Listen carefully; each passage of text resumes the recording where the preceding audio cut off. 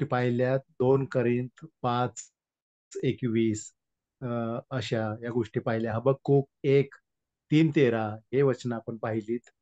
त्याप्रमाणे अ, संपूर्ण जीवन ख्रिस्ताला आपण अर्पण करायला पाहिजे. हालेलुया. येस, अत्यंत महत्वाचे मुद्दे सॅम्युअल अंकल तुम्ही मांडलेत आणि त्याबद्दल तुमचे आभार. मला वाटतं की तुम्ही त्याच्या नोंदी करून घेतलेल्या आहेत आणि त्या नोंदी पहा प्रियांनो आपल्याला कशा उपयोगाच्या ठरतात नाही का. आम्ही जर वहीत त्या सगळ्या ती वचनं नमूद करत राहिलो तर ती वचनं आम्हाला अभ्यासासाठी आणि त्याची उजळणी करण्यासाठी सुद्धा उपयोगी पडतात. इतर आपल्या भावा बहिणींना बोध करण्यासाठी सुद्धा ती वचनं आपल्या फायद्याची आणि लाभाची ठरतात प्रियांनो. करिंथेतल्या मंडळीमध्ये एक जी धारणा निर्माण झालेली होती की शरीर जे आहे ते उपभोग घेण्यासाठी आहे नाही का. जसं अन्न पोटासाठी असतं आणि पोट अन्नासाठी असतं तसं शरीराच्या देखील अजून काही वासना आहेत. त्या वासना भागवल्या तर त्याच्यामध्ये गैर काही नाहीये अशा धारणेनं ती लोक जीवन जगत होते. आणि मग ती धारणा पूर्ण करण्याच्या संदर्भाने त्यांच्यामध्ये जारकर्म, व्यभिचार आणि प्रत्येक प्रकारचं अमंगळ पण शिरलेलं होतं प्रियांनो.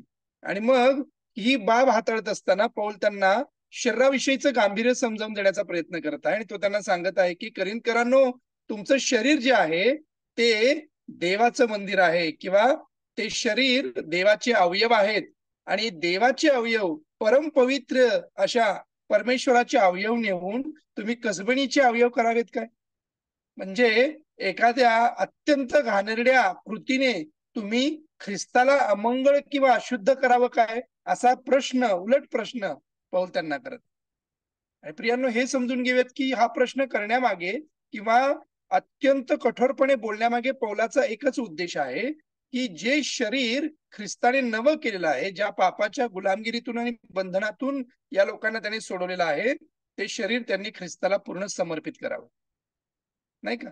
कारण त्या वचनामध्ये तो म्हणतो की शरीर जारकर्मासाठी नाहीये तर प्रभूसाठी आहे आणि शरीरासाठी प्रभू आहे.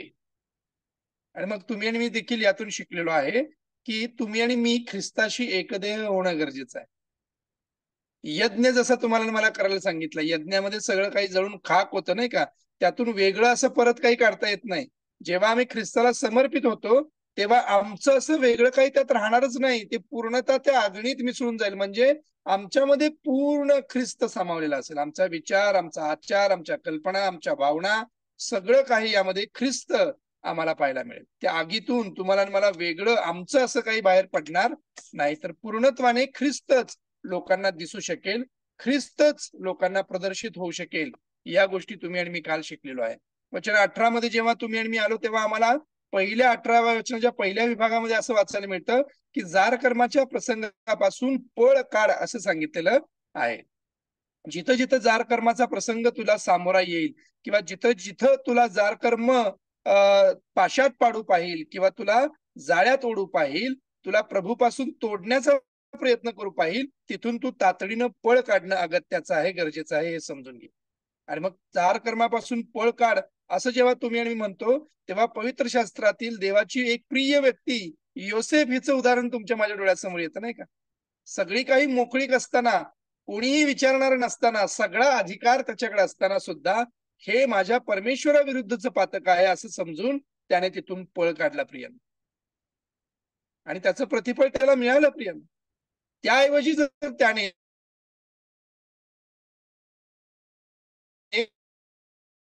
असं म्हटलं घराचे सगळे अधिकार माझ्याकडे जेव्हा आहेत तेव्हा या घरातील स्त्री सुद्धा माझ्या अधिकाराखाली आहे आणि त्या स्त्री बरोबर मी जार कर्म करू शकतो, अशा विचाराने धैर्याने जर त्याने ते पातक केलं असतं तर कदाचित त्याचं प्रतिफळ त्याला त्याच पद्धतीने मिळालं असतं. हे देखील समजून देवाला काय आवडेल, देवाला काय संतोषकारक आहे. व्यभिचार आणि जार कर्म हे देवाला किती न आवडणारं भयंकर पातक आहे याची जाणीव योसेफाला होती प्रियांनो. का? कारण तो समर्पित बुद्धीनं परमेश्वरासमोर चालण्याचा प्रयत्न करत, देवाच्या आत्म्याने तो देवासमोर चालण्याचा प्रयत्न करत होता आणि म्हणून त्याने त्या जारकर्मापासून पळ काढलेला आहे. प्रियांनो, जारकर्मापासून परमेश्वर आम्हाला सावध राहण्याची आज्ञा का देतो? कारण जारकर्म किंवा शरीर या संदर्भाने परमेश्वर खरंच तुमच्या शरीराविषयी गांभीर्याने विचार करतो किंवा तो गंभीर आहे हे समजून घेऊयात. तो तुमच्या शरीराला पूर्ण त्याच्या स्वामित्वाखाली, त्याच्या प्रभुत्वाखाली ठेवू इच्छितो प्रियांनो. ही त्याची इच्छा आहे की तुम्ही आणि मी पूर्ण शुद्ध आचरण जगावा, पूर्ण पावित्र्याने त्याची सेवा करावी. आणि म्हणून तो तुम्हाला मला मार्गदर्शन करतो की तुम्ही आणि मी जार कर्मापासून पळ काढायला पाहिजे. काही वचनांमध्ये जर तुम्ही आणि मी पाहिलं तर ही परमेश्वराची इच्छा कशी आहे आणि त्या संदर्भाने देवाचं वचन तुम्हाला मला काय मार्गदर्शन करतं याविषयी वाचायला मिळतं. तैसलोनिकरास पहिले पत्र आणि 4था अध्याय कोणीतरी काढा. तैसलोनिकरास पहिले पत्र 4था अध्याय आणि वचन 3 पासून वचन 8 पर्यंत एक एक वचन वाचत आपण पुढे जाऊयात. वचन 3 पासून 8 पर्यंत. कारण देवाची इच्छा आहे की तुमचे पवित्रीकरण व्हावे, म्हणजे तुम्ही जार कर्मापासून स्वतःला अलिप्त ठेवा. परमेश्वराची इच्छा आहे की तुमचं पवित्रीकरण आणि शुद्धीकरण व्हावं प्रियांनो. ज्या गुलामगिरीतून, दास्यातून आणि अमंगळतेपासून, अशुद्धपणापासून त्याने तुम्हाला मला अलिप्त आणि मुक्त केलेला आहे, स्वतंत्र केलेला आहे, त्यात आम्ही पुन्हा जाऊ नये म्हणून परमेश्वर म्हणतो की तुम्ही जार कर्मापासून स्वतःला अलिप्त ठेवावं, वेगळं ठेवावं. त्याच्याशी तुम्ही जडले जाऊ नकात, त्याच्याशी तुम्ही एकदेह होऊ नका. त्या उलट तुम्ही माझ्याशी जडून राहा, तुम्ही माझ्याशी एकदेह व्हा, तुम्ही माझे अवयव म्हणून माझा सन्मान करत राहा, अशी प्रभू येशू ख्रिस्ताची इच्छा आहे प्रियांनो. 4थ्या आणि 5व्या वचनामध्ये काय म्हटलेलं आहे? देवाला न ओळखणाऱ्या परराष्ट्रीयाप्रमाणे काम वासनेने नव्हे तर पवित्रतेने व अभ्रूने तुम्हातील प्रत्येकाने आपल्या देहावर ताबा कसा ठेवावा ते समजून घ्या. येस, फार सुंदर पद्धतीने सांगितलं. देवाला न ओळखणाऱ्या परराष्ट्रीयांप्रमाणे तुम्ही काम वासनेने जगायचं नाहीये, तर तुम्ही ख्रिस्ती आहात या भावनेने, या आदराने, पवित्रतेने व अभ्रूने तुम्हातील प्रत्येकाने आपल्या देहावरती ताबा ठेवायचा आहे प्रियांनो. आणि तो ताबा कसा ठेवायचा आहे हे देखील तुम्ही समजून घ्यायचं आहे. तुमच्या वासनांवरती, तुमच्या दैहिक वासना ज्या ज्या आहेत त्या सर्व वासनांवरती तुम्हाला मला प्रभुत्व मिळवायचं आहे प्रियांनो. आमच्या देहाला कुदलायचं आहे, उपासांमध्ये जायचं आहे, पूर्ण समर्पित व्हायचं आहे, त्याच्यावरती पूर्ण नियंत्रण मिळवायचं आहे प्रियांनो. आणि परमेश्वराची ही इच्छा आहे. जर आम्ही देहातील गोष्टींच्या मागे जात राहिलो तर तुम्हाला मला प्रभूची सेवा करता येणार नाही प्रियांनो, हे समजून घेऊया. आमच्या देहावरती आमचं स्वामित्व, प्रभुत्व नाहीये. तो देह परमेश्वराचा, प्रभू येशू ख्रिस्ताचा झालेला आहे, कारण त्याने तो खंडणी भरून विकत घेतलेला आहे आणि आम्ही आता फक्त दास आहोत. आता तो सांगेल तसं आम्हाला करणं अगत्याचं आहे असं म्हटलेलं आहे. 6व्या वचनामध्ये वाचा आणखी काय म्हटलेलं आहे?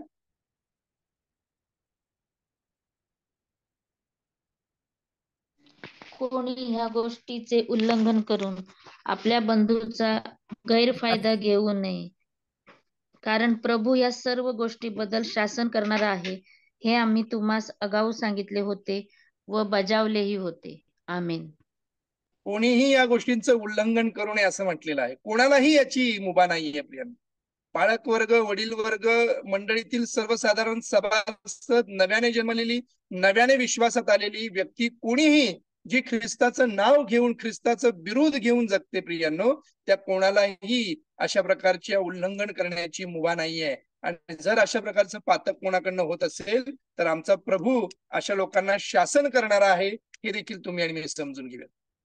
आम्हाला आमच्या पापांची, आमच्या अपराधांची क्षमा मिळेल प्रियांनो कदाचित, परंतु त्या पापांबद्दल काही क्षणिक प्रकारचं शासन तुम्हाला मला भोगावं लागणार, हे देखील तुम्ही आणि मी समजून घ्यावे. त्यामुळे आमच्या आशीर्वादांचं खंडन होणार आहे प्रियांनो. त्यामुळे आमच्या आशीर्वाद लांबणीवर पडणार आहेत प्रियांनो. त्यामुळे कदाचित आमचं दैवी भवितव्य हे खंडित होऊ शकतं, ते तोडलं देखील जाऊ शकतं, हे देखील तुम्ही आणि मी समजून घेऊया. यामुळे तुमचं आणि माझं सार्वकालिक जीवन देखील धोक्यात येऊ शकतं, याची देखील जाणीव तुम्हाला मला असणं अत्यंत गरजेचं. आणि म्हणून याचं उल्लंघन होता कामा नये असं परमेश्वराचं वचन तुम्हाला मला सांगतं. 7व्या वचनामध्ये म्हटलेलं आहे, कारण देवाने आपल्याला अशुद्धपणासाठी नव्हे तर पवित्रतेसाठी पाचारण केलेलं आहे प्रियांनो. तुम्ही आणि मी जे त्याच्या प्रतिरूपाचे बनवलेले होतो प्रियांनो, आमच्यामध्ये अमंगळपणा, अशुद्धपणा आल्यामुळे त्याला स्वतःचा पुत्र प्रभू येशू ख्रिस्त याचं अर्पण द्यावं लागलं. इतकं गंभीर असं ते पाप होतं प्रियांनो. आणि तेव्हा आता जे अर्पण झालेलं आहे त्या अर्पणानंतर जे जे त्याच्यासाठी खंडणी भरून विकत घेतलेले आहेत त्या सगळ्यांनी त्याच्यासारखं पवित्र व्हावं, ही त्याची इच्छा आहे, हे तुम्ही आणि मी समजून घेऊयात. आणि पवित्र आणि शुद्ध जीवन जगणं हीच आपली तुमचे तुम्ही भले काही न करा, परंतु आपलं शरीर जर ख्रिस्ताला पूर्ण पवित्र असं ग्रहणीय यज्ञ सादर करतात ना प्रियांनो, ही तुमची आध्यात्मिक सेवा आहे हे समजून घ्या. आणि म्हणून या वचनामध्ये म्हटलेलं आहे, तुम्हाला अशुद्धपणासाठी नव्हे परंतु पवित्र करण्यासाठी, पवित्रतेसाठी पाचारण करण्यात आलेला आहे. म्हणून जो कोणी अव्हेर करतो तो माणसाचा नव्हे तर तुम्हास आपला पवित्र आत्मा देणारा देव याचा अव्हेर करतो. या आज्ञेचा, त्या शरीराचा जो कोणी अव्हेर करतो तो माणसाचा अव्हेर करतो असं नाही, तर ज्या देवाने तुमच्यामध्ये पवित्र आत्मा विसार केलेला आहे, ज्या देवाने पवित्र आत्म्याची फुंकर तुम्हावर घातलेली आहे, त्या देवाचा तुम्ही अपमान आणि अवमान करता हे जाणून सांगा. परमेश्वराचा, पवित्र आत्म्याचा अवमान करणाऱ्याला क्षमा आहे का हो प्रियानो? नाही, क्षमा नाहीये. कळत न कळत एखाद्या वेळेला आमच्याकडनं एखादं पाप घडू शकेल, परंतु त्यातून तुम्ही आणि मी तातडीनं बाहेर पडणं अगत्याचं हे देखील समजून घेऊयात प्रियानो. 18व्या वचनाच्या दुसऱ्या भागामध्ये आम्हाला असं सांगितलंय, जे कोणते दुसरे पापकर्म मनुष्य करतो ते शरीराबाहेरून होते, परंतु जो जार कर्म करतो तो आपल्या शरीराबाबत करतो असं म्हटलेलं आहे प्रियानो. शरीराबाहेरचं पातक आणि शरीराबाबतचं पातक काय आहे या संदर्भाने मला वाटतं की अधिक बोध किंवा अधिक स्पष्टीकरण देण्यासाठी मी आपले बंधू संदेश यांना विनंती करतो की त्यांनी पुढील काही वेळ घ्यावा आणि या वचनाचा उलगडा आम्हा सगळ्यांना करावा. हालेलुया, ख्रिस्त नावाला गौरव. आपण या वचनावरती प्रियानो आधी सुद्धा अभ्यास कोरिन्थीकरास पहिले पत्र याचं 6वा अध्याय आणि 9वं वचन घेत असताना थोडक्यात पाहिलं होतं नाही का, कारण ते विशेषण आलं होतं की फसू नका. आणि त्याच्यामध्ये आपण पाहिलं की मोठी यादी आहे, जारकर्मी आहे, मूर्तीपूजक आहेत, पण त्याच्यामध्ये पहिलं यादीमध्ये जर पौलाने देवाच्या कृपेने विशेषण दिलेलं आहे तर ते आहे जारकर्म. सतीश, माझा आवाज स्पष्ट येतोय ना? हो दादा, येतोय आवाज. Yes, hallelujah. तर आपण पाहिलं की पहिलं जे विशेषण होतं जार कर्म होतं, जार कर्माविषयी. आणि आता आपण वाचलं या वचनामध्ये पौल किंबहुना जर आपण पाहिलं तर 12व्या वचनापासूनच पौल एक फार महत्वाची वेगळा विषय गांभीर्याने ठेवतोय. कारण देवाचं वचनामधून पौल आपल्याला चोरी, चहाडी, लबाडी किंवा बाकी जे विशेषण आहेत वित्तरण करणारे, या सगळ्याविषयी पौल अधिक स्पष्टपणे सांगू शकला असं नाही का. पण पौल करिंथ येथील मंडळीला 12व्या वचनापासून सांगत आहे की अशुद्धता म्हणजे जार कर्म किंवा व्यभिचार हे ख्रिस्ती माणसाच्या जीवनक्रमाशी विसंगत आहे. त्याच्यामध्ये पौलाने सुरुवातीला एक उदाहरण दिलं नाही का की अन्न पोटासाठी आणि पोट अन्नासाठी आहे, पण त्या दोघांचाही अंत परमेश्वर करेल. आणि आपल्या बंधूंनी सांगितलं की त्या मंडळीची अशी धारणा होती की देवाने दिलंय ना, मग जीवा खा पी आनंद कर, त्याचा उपभोग घे. किंबहुना ते तुम्हाला अजूनही तुम्ही वाचलं तर तुम्हाला कळेल की ग्रीक संस्कृतीमध्ये फार खोलवर रुजलेलं आहे की देवाने म्हणण्यापेक्षा जे तुम्हाला शरीर मिळालंय, जो शरीर आहे त्याचा उपभोग घ्यायचा, ते उपभोगासाठी आहे. मग त्या शरीराचे डोळे असतील तर डोळ्यांचा उपभोग पूर्ण घ्यायचा, शरीराचे तुमचे जीभ असेल तर जिभेचा पूर्ण उपभोग घ्यायचा, पोटाचा पूर्ण उपभोग घ्यायचा. अगदी त्याचप्रमाणे परमेश्वराने जे एक पुरुष आणि स्त्री बनवलं होतं, त्यांच्यातलं जे नातं बनवलं होतं, त्या नात्याचा सुद्धा ते उपभोगाच्या दृष्टीने विचार करतात. आणि करिंथ येथील मंडळी, किंबहुना करिंथ हे शहर ग्रीक या जे साम्राज्य होतं त्याचं आशियाची राजधानीचं शहर होतं. त्यामुळे तिकडे या गोष्टी सर्रास चालत होत्या. जार कर्म राजमान्य होतं असं आपण म्हणू शकतो नाही का. आता आपल्याला कळत आहे की बऱ्याचशा देशांमध्ये देवाच्या दृष्टीने जे सदोम आणि गमोराचं पातक आहे नाही का, आपण अभ्यास केला, त्याला आता राज्य मान्यता मिळते. कारण हे दुष्टाचे हल्ले आहेत, जगामध्ये सगळीकडे हल्ले होत आहे, परंतु देवाच्या वचनात ज्या गोष्टी त्या संस्कृती किंबहुना विकृतीमध्ये होत होत्या त्या आजही होत आहेत. म्हणून देवाच्या वचनाकडे आपण बारकाईने लक्ष देणं गरजेचं. म्हणून पौल म्हणतो की अन्न पोटासाठी, पोट अन्नासाठी आहे, ते दोघेही देवाने बनवलंय, पण देवाच्या आज्ञेच्या चौकटीत राहून त्या अन्नाचा उपभोग घेणं गरजेचं आहे. आपण पुढच्या वर्षात त्याचा अभ्यास करणार आहोत. जर ते अन्न तुमची जीवनातली मूर्ती बनली, तुम्ही त्या अन्नाला देवाचं स्थान दिलं की हो हे अन्न खाल्ल्याने आमच्या जीवनामध्ये काहीतरी चांगलं होईल, आणि जगात तेच होते नाही प्रिय. जर तुम्ही त्या अन्नाला तुमच्या जीवनातली मूर्ती बनवली, देवाचा गौरव काढून त्या अन्नाला दिलं, किंबहुना आपण अभ्यास केलेला आहे नाही का प्रियानो, की खादाड आणि मद्यपी यांना देवाच्या राज्याचं वतन मिळणार नाही. काही विशेषणं वापरली आहेत. म्हणून पौल म्हणतो अन्न परमेश्वराने पोटासाठी बनवले. या पृथ्वीवरती परमेश्वराने मनुष्याला बनवायच्या आधी सगळ्या गोष्टी बनवल्या, नाही का? आणि मग परमेश्वर मनुष्याला म्हणाला की हे तुझ्यासाठी आहे, तू त्याचा उपभोग घेऊ शकतोस, तुला भूक लागली तू खा, पण काय खायचं आणि कसं खायचं हे सुद्धा परमेश्वराने मनुष्याला सांगितलं होतं. तुला सगळं काही खाण्याची मोकळीक आहे, बागेच्या मध्यभागी असलेल्या गोष्टीचं फळ खाऊ नको. आणि प्रियानो, तिथे उपवासाचं रहस्य आपण अभ्यास केलेला आहे. देवाने मनुष्याला जे खाऊ नको सांगितलं होतं ते मनुष्याने खा म्हणून खाऊन पाप केलं. म्हणून जेव्हा आपण खाणं सोडून, फक्त खाणंच नाही बाकीच्या गोष्टी सुद्धा सोडून परमेश्वराला आहारी जातो, परमेश्वराच्या वरती अवलंबून राहतो, परमेश्वराला म्हणतो मनुष्य भाकरीने नव्हे तर देवाच्या मुखातून निघणाऱ्या प्रत्येक वचनाने जगेल, तो उपवास आहे प्रियनो, तो देवाला पसंत पडणार. म्हणून उपवास आणि प्रार्थनेचं महत्व तुमच्या माझ्या विश्वासाने जेव्हा भरपूर आहे, प्रभू येशू ख्रिस्ताने आपल्याला तो कित्ता घालून दिलेला आहे. आणि पौल म्हणतो देव ह्या दोहोंचाही नाश करतो. तर माझा सगळ्यांना प्रश्न आहे प्रियनो, म्हणजे थोडंसं मी डीप मध्ये जाण्याचा प्रयत्न करतोय, खोलात जाण्याचा प्रयत्न करतोय. कोणीतरी मला सांगा, पुनरुत्थानानंतर अन्न असेल का? आपण जेवणार का?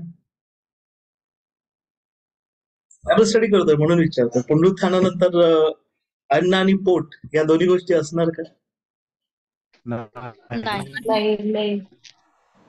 नाही. विचार करून बोला. नक्की का? पुनरुत्थानानंतर नाही जेवण? नाही नाही. चला, आहे असं कुणाला वाटतं पुनरुत्थानानंतर अन्न असणार, आपण भोजन करणार असं कुणाला वाटतं? चला मी फिरवून प्रश्न विचारतो. प्रभू येशू ख्रिस्ताने ठीक आहे, सुजाता दिदी काहीतरी बोलायची. हा सुजाता दिदी. अन्न असणार. सुजाता दिदी म्हणते अन्न असणार. Rebecca sister? कारण परमेश्वराने सांगितलं की मी तुमच्यासाठी बँकवेट रेडी करणार आहे आणि त्या बँकवेटवरती तुम्ही सगळेजण येणार आहोत म्हणून. येस, वराच्या लग्नाचं भोजन, नाही का? त्या वराच्या लग्नाच्या भोजनाला त्याचा विशेष पोशाख घालून आपणाला जायचंय. हालेलुया. आपण किंबहुना आपणच वधू आहोत, आपण प्रभूची सजलेली जी वधू आहोत, मंडळी आहोत, म्हणून आपण जाणार आहोत, नाही का? प्रभू येशू ख्रिस्ताने पुनरुत्थानानंतर भोजन केलं का? कोण सांगणार? हालेलुया. बायबल नाही. स्टडी. मध्यस्तंभावर जाण्याच्या अगोदरच शेवटचं भोजन. पुनरुत्थानानंतर नाही केलं का? एक कोणीतरी म्हणाला की नाही नाही, तुमच्या माझ्यासारखाच होता शंका घेणारा मनुष्य. नाही केलं होता. थोमा. केलं होतं प्रियनो. तिकडे भाजलेल्या माशाचा एक तुकडा होता. प्रभू जेव्हा थोमाला भेटला, शिष्यांना भेटला, प्रभू म्हणाला तुमच्याकडे काही खायला आहे का? आणि प्रभूने तो तुकडा घेऊन शिष्यांसोबत खाल्ला, भोजन केलं शिष्यांसोबत. हालेलुया. आपण त्या वचनाकडे, त्या संदर्भाकडे आता जात नाहीये, परंतु आजचा जो विषय आहे त्याकडे येतोय. पण लक्षात घेऊया, परमेश्वराने तुम्हाला मला ह्या जगात ज्या गोष्टी उपभोगासाठी दिल्यात, तुम्ही लक्ष देऊ नका. ज्या गोष्टीचा आपल्याला आनंद वाटतो, मग तो खाण्याने असेल, चांगल्या गोष्टी पिण्याने असेल, चांगल्या झोप घेण्याने असेल, चांगल्या नातेसंबंधाने जो आपला आनंद होतो, हास्य होतं, जे आपण काय म्हणू शकतो की हसण्याच्या गोष्टी बघतो, त्या गोष्टी पाहिल्याने आपण हसतो, चांगली गीतं आपल्या कानावर पडतात, पक्ष्यांची किलबिलाट पडते. या सगळ्या गोष्टी काय प्रिय? या सगळ्या गोष्टी परमेश्वराचं दान आहे. देवाने तुमच्या माझ्या उपभोगासाठी दिल्या. देवाला माहिती की मनुष्याला ह्या सगळ्या गोष्टींची गरज आहे. अन्न, वस्त्र, निवारा, मनोरंजन, सगळ्या गोष्टीची गरज, सगळ्या गोष्टी देवाने दिल्या. आणि काही गोष्टी जेव्हा गौरवामध्ये पित्याकडे आपण जाऊ तेव्हा सुद्धा परमेश्वर तुम्हाला बघा देईल. पण तेव्हा ज्या गोष्टी देईल परमेश्वर, त्या आपण ज्या पृथ्वीमध्ये या शापित जगामध्ये पाहत आहोत, अनुभवत आहोत, त्याच्या कित्येक पटीने कल्पनाही करता येणार नाही, इतक्या अधिक सुंदर असतील. पृथ्वीवरील शरीराचं तेज वेगळं आणि आकाशातील देवाकडील शरीराचं तेज वेगळं. ही रहस्य, हे मूळ गोष्ट समजणं प्रियानो गरजेचं आहे. देवाने तुम्हाला मला किंबहुना इस्रायल लोकांना 40 वर्ष स्वर्गातील देवदूतांची भाकर मानना दिलं, नाही का? हालेलुया. ती एक झलक आहे प्रियानो, ती एक सावली आहे. म्हणून तुम्ही आणि मी प्रियानो हे समजणं गरजेचं आहे. देवाने या जगामध्ये तुम्हाला मला ज्या ज्या गोष्टी उपभोगासाठी दिल्यात, मग ते खाण्याचा उपभोग असो किंवा इतर उपभोग असो, त्या एक सावली आहे, त्या एक छोटीशी झलक आहे की आपण परमेश्वराबरोबर पुनरुत्थानानंतर किती अनेक सुंदर रम्य गोष्टी अनुभवणार आहोत. आणि तिकडे पूर्ण तृप्ती आहे, तिकडे पुन्हा प्रियानो आपल्याला कुठल्याही गोष्टीची कमतरता पडणार नाही, उणीव भासणार. आणि म्हणून पौल म्हणत आहे की अन्न पोटासाठी, पोट अन्नासाठी आहे, पण या दोघांचाही अंत देव करेल. कारण हे पृथ्वीवरच आहे, पृथ्वीवरच्याच गोष्टी आहेत. पण शरीर जार कर्मासाठी नाही, हे रहस्य समजणं गरजेचं. परमेश्वराने, आपण लक्षात घ्या प्रियानो, आपण शरीर नाही आहोत, आपण आत्मा आहोत. देव जसा आत्मा आहे तसं तुम्ही आणि मी आत्मा आहोत. देवाने तुम्हाला मला आत्मा दिला म्हणून आपण जीवधारी प्राणी आहोत. या पृथ्वीवर आपल्याला राहायचंय म्हणून या पृथ्वीच्या मातीचंच देवाने तुम्हाला मला एक शरीर बनवून दिलं, पण आपली ओळख आत्मेने होते. हालेलुया. म्हणून तुम्हाला कधीतरी प्रश्न पडला असेल की परमेश्वर एवढ्या माणसांमध्ये भेद कसा करतो? कधी कधी तर काही जुळी लोक असतात नाही का, अगदी सेम दिसतात, फरक नसतो. कारण मनुष्य शरीर पाहता, आपण आपल्याला शरीर दिसतं, पण परमेश्वर अंतकरण, परमेश्वर आत्मे ओळखणारा पिता आहे. हालेलुया. आणि देवाने या पृथ्वीवर आपण राहत असताना आपल्याला जे शरीर दिलेलं आहे ते आपल्या बंधूंनी काल आपल्याला वचन सांगितलं नाही का, शरीर कशासाठी आहे? आपलं शरीर जिवंत पवित्र असं केलेलं आणि देवाला ग्रहणीय म्हणून, यज्ञ म्हणून समर्पित करण्यासाठी, यासाठी शरीर देवाने दिलेलं आहे. हालेलुया. त्या शरीराने आपल्याला देवाचा गौरव करायचा आहे, किंबहुना ते शरीर जार कर्मासाठी नाही. मग हे जार कर्म कुठून आलं हे आपण समजण्याचा प्रयत्न. आपण अभ्यास आधी पण केला होता, पण 3 वचनातून आपण लगेच हे समजूया. मी विनंती करतो, सर्वप्रथम मत्तई 19 वचन 4 ते 6 कोणीतरी कुठून आलं जार कर्म? मत्तई 19 4 ते 6.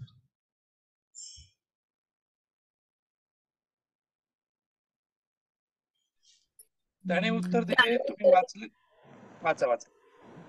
त्याने उत्तर दिले, तुम्ही वाचले नाही काय, की उत्पन्नकर्त्याने सुरुवातीलाच नर नारी अशी ती निर्माण केली व म्हटले, ह्याकरता पुरुष आईबापा सोडून आपल्या बायकोशी जडून राहील आणि ती दोघे एक देह होती. ह्यामुळे ती पुढे 2 नव्हे तर एक देह अशी आहे. म्हणून देवाने जे जोडले आहे ते माणसाने तोडू नये. आमेन. हल्ली घटस्फोट फार होतात नाही का प्रिय?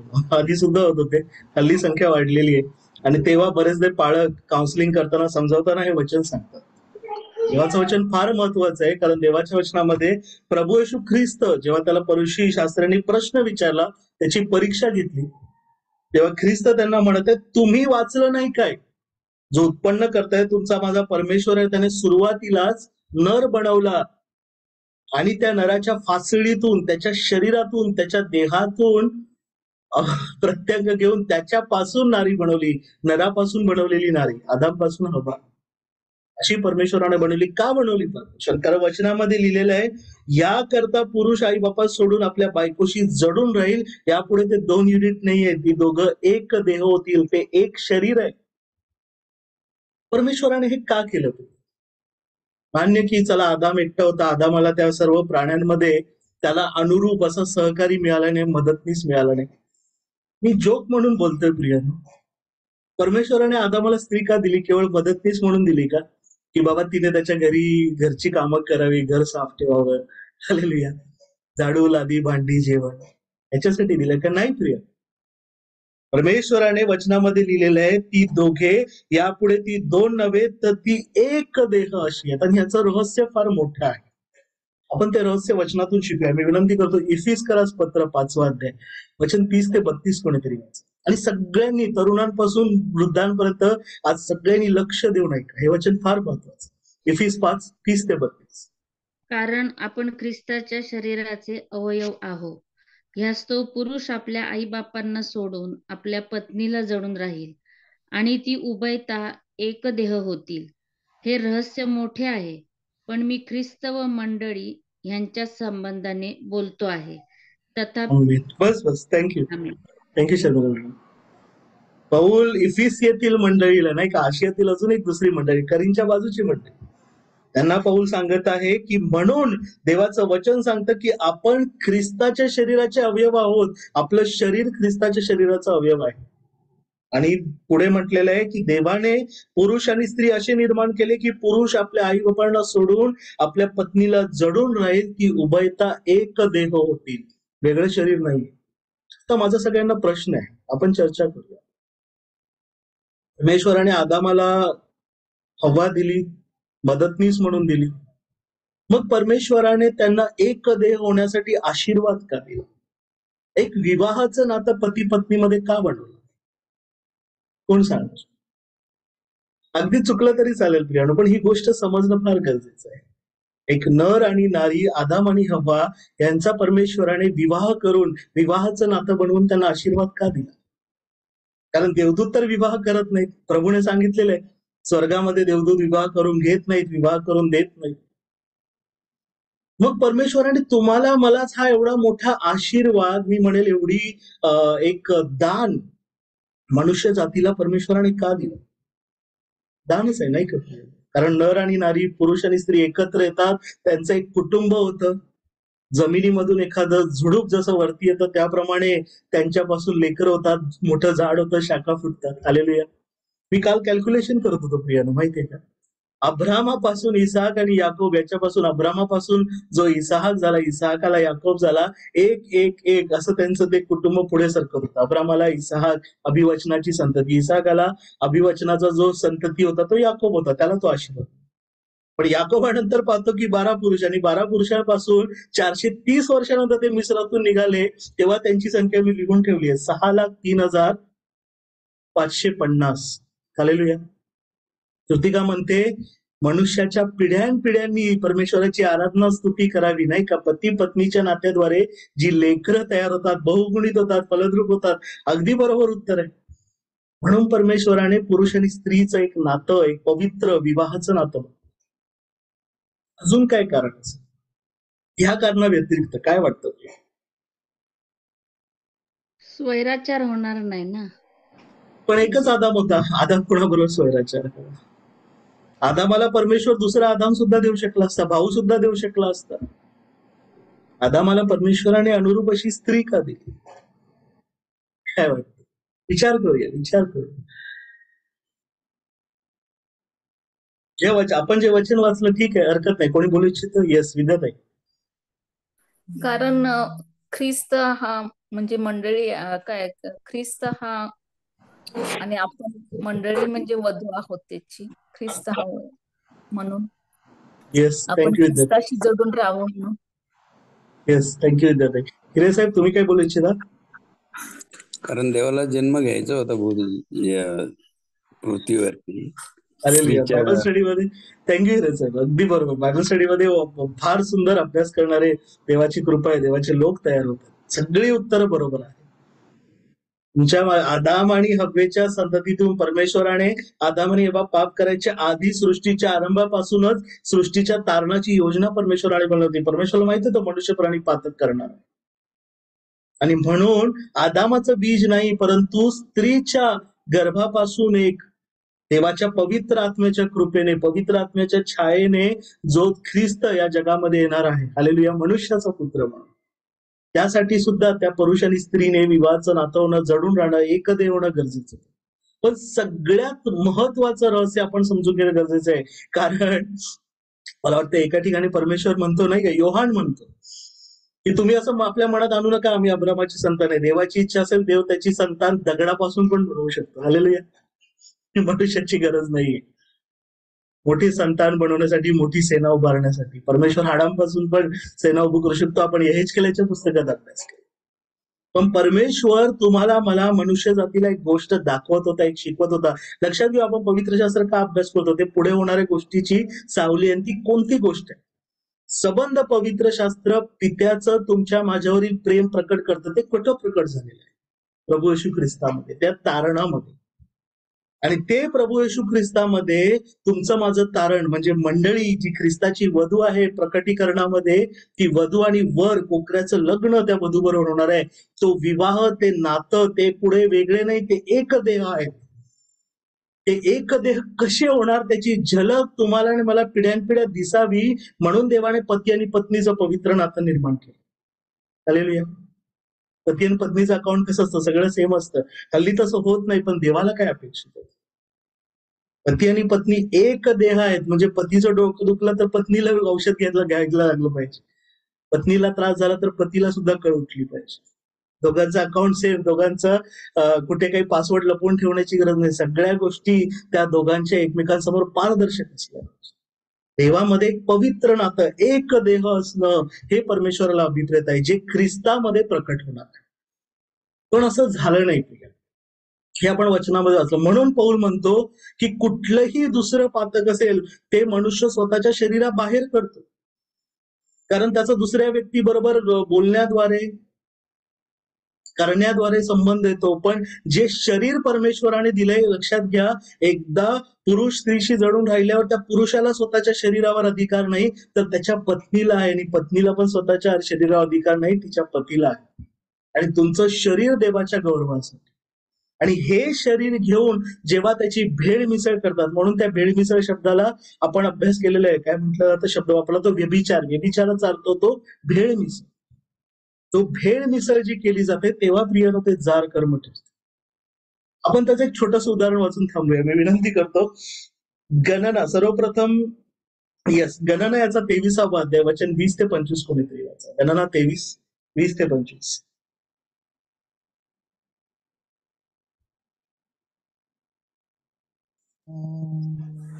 पहा, आशीर्वाद देण्याची मला आज्ञा झाली आहे. त्याने आशीर्वादच दिला आहे, तो मला मागे घेता येत नाही. त्याने याकोबात अनिती पाहिली नाही, त्याने इस्रायलात क्लेश दिलेले नाही. त्याचा देव परमेश्वर त्याच्या बरोबर आहे, राजवंश त्याच्यामध्ये होत आहे. देवाने त्यांना मिस्र देशातून बाहेर आणले, जणू काय रानबैलाचे बळ त्यांच्या ठायी आहे.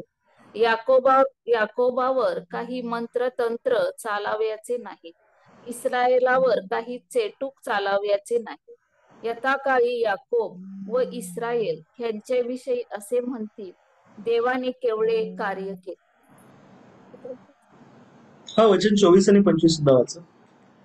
पहा, हे राष्ट्र सिंहिणीसारखे उडत आहे, सिंहाप्रमाणे ते उभे राहत आहे.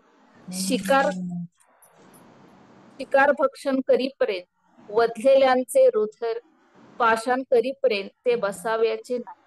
बालाक बलामाला म्हणाला, तू त्यांना शापही देऊ नको आणि आशीर्वादही देऊ नको. आमेन. आपण याचा अभ्यास केलेला आहे प्रियनो. पुन्हा एकदा आपण समजून घेऊया.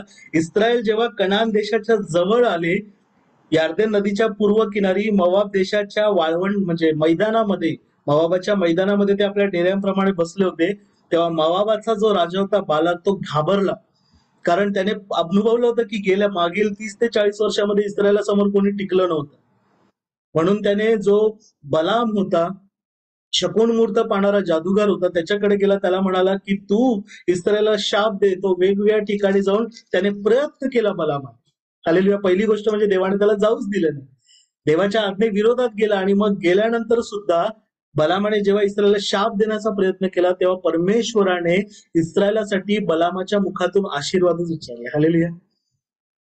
तुम्ही आणि मी सुद्धा प्रियनो ख्रिस्तामध्ये नवं इस्रायल आपण समजून घेऊया.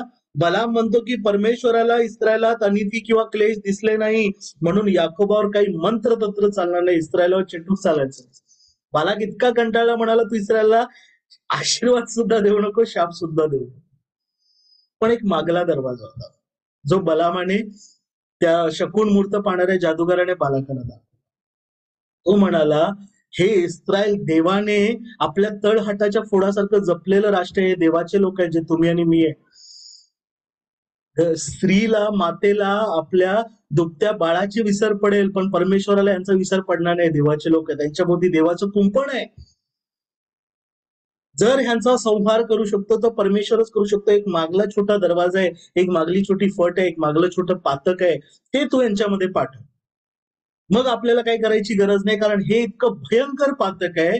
हे परमेश्वराने त्यांना दिलेल्या त्याच्या शरीराविरोधात जर पातक करत आहेत, तर परमेश्वरच त्यांचा संहार करेल. आपल्याला फक्त पाहायचंय. आपण पाहूया. तेच पातक होतं प्रियनो, जार करण्याचं. गणना याचा 25वा अध्याय पुढेच आहे. गणना 25 पहिली 5 वचनं कोणीतरी वाचा.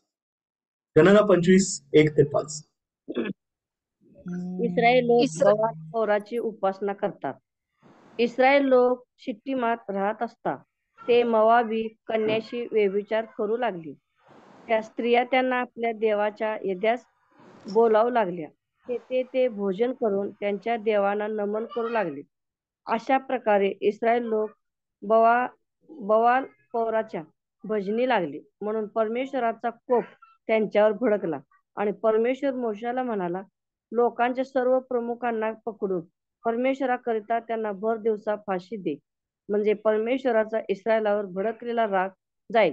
तेव्हा मोशे इस्रायलाच्या न्यायाधीशांना म्हणाला, तुम्ही प्रत्येकाने आपापल्या तांब्यातले जे पुरुष बाल पौराच्या भजनी लागले आहेत त्याचा वध करावा. आमीन. आमेन. बलामाने काय केलं प्रियानो? पुढे आपण वचनामध्ये अभ्यास करणार आहोत. बलामाने जे बालाकाला सांगितलं की तुमच्या मवाबामध्ये ज्या सुंदर स्त्रिया आहेत त्या स्त्रियांना इस्रायलाच्या पुरुषांकडे पाठवा. इस्रायलाचे पुरुष त्यांच्यासाठी त्यांच्या देवाच्या विरोधात त्यांच्याबरोबर व्यभिचार करतील आणि त्या स्त्रियांच्या मागे त्यांच्या दैवांच्या भजनी लागतील. आणि तेच घडलं.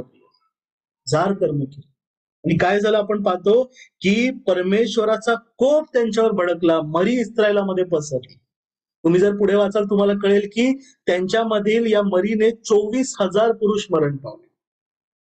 आणि इकडे फार महत्वाची गोष्ट आहे तुमच्या माझ्यासाठी, परमेश्वराने मोशेला काय आज्ञा केली की तुमच्यामधील लोकांच्या सर्व प्रमुखांना पकडून परमेश्वराकरता भर दिवसा फाशी दे, कारण त्या प्रमुखांनी इस्रायलाचे कान उघडले नाही. त्यांचे पुरुष परमेश्वराविरोधात जार कर्म करत असताना त्यांनी त्यांना समजावलं नाही. हालेलुया. आणि पुढे तुम्ही वचन वाचाल तुम्हाला कळेल, अरोनाचा नातू फिनहास याने परमेश्वरासाठी आवेशी होऊन अशा एका पुरुष आणि स्त्रीचा वध केला आणि तेव्हा मरी थांबली. जार कर्म प्रियानो फार भयंकर पातक आहे. सृष्टीच्या आरंभीपासून परमेश्वराने एक पुरुषाचं शरीर, त्याची फासळी, त्याची देवाने दिलेली एक अनुरूप सहकारी एक स्त्री तिच्यासाठी बनवलेलं आहे. आणि स्त्रीचं शरीर तिला परमेश्वराने जो पुरुष दिलेला आहे तिच्यासाठी बनवलेलं आहे. आणि हे परमेश्वराच्या गौरवाचं साधन आहे. ते शरीर परमेश्वराला, आपण ख्रिस्ताचे अवयव असं ते शरीर आहे. जर पुरुषाला केवळ एकच परमेश्वराने जे शरीर आहे ते जार कर्मासाठी नाही दिलेलं आहे, देवाच्या गौरवासाठी दिलेलं आहे. आणि म्हणून दुसरं कुठलंही पातक मनुष्य आपल्या शरीराच्या बाहेरून करतो, पण जार कर्माचं पातक करताना मनुष्य दुसऱ्या स्त्रीशी किंवा दुसऱ्या पुरुषाशी एकदेह होतो. आपण अभ्यास केलेला आहे. आणि त्या जे ख्रिस्ताचे अवयव आहेत ते घेऊन तो त्या कसबिनीला किंवा दुसऱ्या पुरुषाबरोबर एक करतो आणि देवाविरोधात आपल्या शरीरा संबंधाने घोर पातक. आपण याचा अभ्यास केलेला आहे. आणि प्रभूने याची तर पुढची डिग्री सुद्धा सांगितली, आपण अभ्यास केलेला आहे की कोणाकडे आपण जर वाईट कामुक नजरेने जर पाहिलं सुद्धा आहे तर अंतकरणात व्यभिचार केलेलाच आहे, जार कर्म केलेलाच आहे. एकच वचन वाचून आपण मी इकडे थांबतो. प्रकटीकरण याचा 2रा अध्याय वचन 14 आणि 15 कोणी. प्रकटीकरण 2, 14 आणि 15.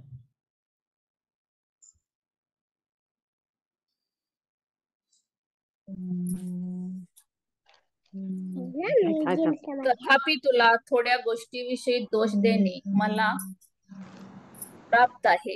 त्या ह्या की बलामाच्या शिक्षणाप्रमाणे चालणारी लोक तेथे तुझ्या जवळ आहेत. त्याने मूर्तीला दाखवलेला नैवेद्य खाणे व जार कर्म करणे हे अडखळण इस्रायलाच्या संतानापुढे ठेवण्यास मला शिकवू. तसेच निकालताच्या तशाच प्रकारच्या शिक्षणाप्रमाणे चालणारे लोकही तुझ्या जवळ आहेत. म्हणून थँक्यू. करिंथ याच्या बाजूलाच प्रियानो परगम अशी आशियातली एक मंडळी होती. तुम्ही गुगलवरती इंटरनेटवरती जाऊन पहा, तुम्हाला दिसेल. किंबहुना करिंथ मंडळीचीच एक उपमंडळी असं म्हटलं जातं, ती ही परगम येथील मंडळी होती. हालेलुया. सॉरी, परगम येथील मंडळी, अगदी बरोबर. आणि या परगम येथील मंडळीला तुमचा माझा प्रभू येशू ख्रिस्त काय म्हणत आहे, तिची सुरुवातीला वाखाणणी करत आहे. तो म्हणत आहे, जिथे सैतानाचं आसन आहे तिथे तू माझं नाव दृढ धरून राहिलेलं आहेस. हालेलुया. हे समजणं फार गरजेचं आहे. जिथे सैतान आहे तिथे जार कर्म आहे, तिथे परमेश्वराविरोधात होणाऱ्या सर्व गोष्टी आहेत. तिथे सुद्धा तुम्ही आणि मी परमेश्वराच्या नावाला दृढ धरून राहणं फार गरजेचं आहे. आणि अशी ही मंडळी, ज्या मंडळीमध्ये विश्वासणाऱ्यांबरोबर एवढे हाल होत होते, पण ती मंडळी विश्वासात दृढ राहिली. पण तिने एक फार महत्वाचं पातक केलं, जे प्रभू तिला म्हणत आहे, पण बलामाच्या शिक्षणाप्रमाणे चालणारे लोक तुझ्या जवळ आहे. काय लोक आहेत? जे मागच्या दरवाजाने पातक आणायचा प्रयत्न, हेही चालतो. काय फरक पडतो? युट्यूबवर कुठलेही व्हिडिओ बघा, इंटरनेटवरती काही बघा, कुठल्याही मुलीशी चॅट करा. तुमचा नवरा नसला, बायको नसली चालतं. बोलल्याने कुठे पातक होतं? भेटल्याने कुठे पातक? भेटलं काय वाईट आहे का? थोडीशी मस्करी केली चालते, थोडंसं बोललं चालतं. जसं त्या मवाबी स्त्रियांनी आपल्या इस्रायलाच्या पुरुषांबरोबर केलं. आधी बोलल्याच असतील, थट्टा मस्करी केली, मग ते त्यांच्या पाठी घेऊन गेल्या त्यांच्या तंबूमध्ये, व्यभिचार केला, त्याच्या पुढे बाळपोराची उपासना करायला लागले, त्यांच्या भजनी लागले पुरुष, आणि मग परमेश्वराचा क्रोध इस्रायलावरती भडकला. 24,000 पुरुष मरीने मरण पावले. आणि म्हणून प्रभू म्हणत आहे की मूर्तीला दाखवलेला नैवेद्य खाणे व जार कर्म करणे हे अडखळण या बलामाने इस्रायलाच्या संतानापुढे ठेवले. असे शिक्षण देणारे लोक तुझ्याजवळ आहे. आणि निकलाइताचं शिक्षण आपण अभ्यास केलेलं आहे, नाही? निकलाइताचं शिक्षण सुद्धा तशाच प्रकारचं होतं की खा पी आनंद कर, जे आहे जे शरीर देवाने उपभोगासाठी दिलेलं आहे. देवाच्या वचनाच्या विपरीत शिक्षण देणारं लोक त्या मंडळीमध्ये होते. आणि म्हणून त्या मंडळीला प्रभू म्हणत आहे, पश्चाताप कर, नाहीतर तुझकडे लवकर येऊन आपल्या तोंडातल्या तलवारीने प्रभू येशू ख्रिस्त त्यांच्या बरोबर लढेल. हे वचन तुमच्या माझ्यासाठी पण आहे प्रियानो. म्हणून आपण फार गांभीर्याने घेऊया. दुसरं कोणतंही पाप मनुष्य आपल्या शरीराबाहेर करतो, पण हे पातक मनुष्य जे ख्रिस्ताचा अवयव आहे, जे शरीर ख्रिस्तासाठी आहे, आणि जे देवाने तुमची माझी फासळी म्हणून दिलेल्या स्त्रीसाठी आहे किंवा स्त्रीला तिच्या पुरुषासाठी आहे, त्या शरीरा संबंधाने देवाविरोधात आणि तुमच्या माझ्या त्या दाम्पत्या विरोधात आपण ते पातक करतो. हालेलुया. फार गंभीर पातक आहे. म्हणून आपण सावध होऊया. क्षमा करा मी जास्त वेळ घेतली, पण या पातकाचं गांभीर्य तुम्हाला मला समजावं. आणि म्हणून तुम्हाला मला उपाय एकच आहे, जो आपण तेव्हा पण अभ्यास केला होता, पळ काढा. आता तुम्ही म्हणाल की आता तर आम्ही कुठल्या अशा वस्तीमध्ये जात नाही, अशा मवाबी कन्या तर आमच्या बाजूला राहत नाहीत, मग आम्ही कुठून पळ काढायचं? त्यापासून पळ काढा. कारण आता पातक तुमच्या घरामध्ये आलेलं आहे, तुमच्या बेडरूम मध्ये आलेलं आहे. अशी कोणतीही गोष्ट, कोणतीही व्यक्ती, कोणताही कॉन्टॅक्ट, कोणताही फोन, कोणताही मेसेज, कोणतंही ऍप्लिकेशन, कोणतीही संगत जी तुम्हाला जार कर्मास प्रवृत्त करत आहे, योसेफाप्रमाणे पळ काढा. हालेलुया. इथून पुढची वेळ सतीश. हालेलुया. थँक्यू दादा. हे वचन खरं तर अशाच विस्तृतपणे शिकवणं गरजेचं होतं, कारण बऱ्याचदा या वचनाच्या संदर्भाने तुम्ही मी गोंधळात पडू शकतो. आणि म्हणून तू ही वेळ घेतलीस आणि अत्यंत विस्तृतपणे जुन्या करारातील आणि नव्या करारातील ही संदर्भ देऊन जार कर्म किती भयंकर आहे आणि त्याचं गांभीर्य किती आहे, देव त्याला किती गांभीर्यानं पाहतो, हे तुम्ही आणि मी आपण सर्वजण शिकलो. आणि त्याबद्दल आपण परमेश्वराची उपकारस्तुती करूया. प्रियांनो, संपूर्णतः मागच्या गेल्या 2-3 दिवसांमध्ये आपण जे काही शिकत आहोत ते शरीराच्या संदर्भाने आणि जार कर्माच्या संदर्भाने शिकत आहोत. त्यामुळे रोमकरासमध्ये आपल्याला जे सांगितलेलं आहे 12व्या वचनामध्ये, आपली शरीर ग्रहणीय यज्ञ परमेश्वराला सादर करायला पाहिजे. यापुढे या प्रार्थना गटातील आपण सर्वजण आपली शरीरे पूर्णत्वाने परमेश्वराला स्वाधीन, परमेश्वराला समर्पित करण्याचा प्रयत्न करूया. प्रत्येक प्रकारचं व्यसन टाकून देऊ, प्रत्येक प्रकारची वाईट घाणेरडी सवय जी आपल्या शरीराच्या संदर्भाने आहे ती टाकून देऊया. आणि त्याही पुढे जर शरीराच्या संदर्भाने कसलं जार कर्म घडत असेल तर ते देखील गांभीर्याने सोडून देऊ, जेणेकरून परमेश्वराचा पवित्र आत्मा आपल्यामध्ये विसार होईल आणि तुम्ही आणि मी त्याच्या उपयोगाचं माध्यम बनू. हालेलुया. पुढील वेळेस संचालकांकडे देतो. थँक्यू. Yes, hallelujah. थँक्यू दादा, सतीश दादा, संजू दादा. सुंदरशा वचनाबद्दल आणि विस्तृत प्रकारे तुम्ही समजून सांगितलं. वचनाचं महत्व आम्हाला कळलं, म्हणून त्यासाठी देवाच्या नावाला धन्यवाद देतो. इथून पुढील वेळ आहे प्रभूने शिकवलेली प्रार्थना आणि या रात्री गीत म्हणण्याची. तर आपण सर्वजण आपले माईक अनम्यूट करूया आणि प्रभूने शिकवलेली प्रार्थना आणि या रात्री गीत. हे आमच्या स्वर्गातील बापा, तुझे नाव पवित्र मानले जावे, तुझे राज्य जसे स्वर्गात तसे पृथ्वीवर, तुझ्या इच्छेप्रमाणे आमची रोजची भाकर आम्हाला दे, आणि आम्हा स्पर्श करण्याचं तर आम्हा वाईटापासून सोडव, कारण की राज्य, सामर्थ्य आणि ही सर्व काळ तुझीच आहे. आमेन. ईश्वरा तू जला सांभाळ, आयुष्यभर राखीता करावा प्रतिपाल.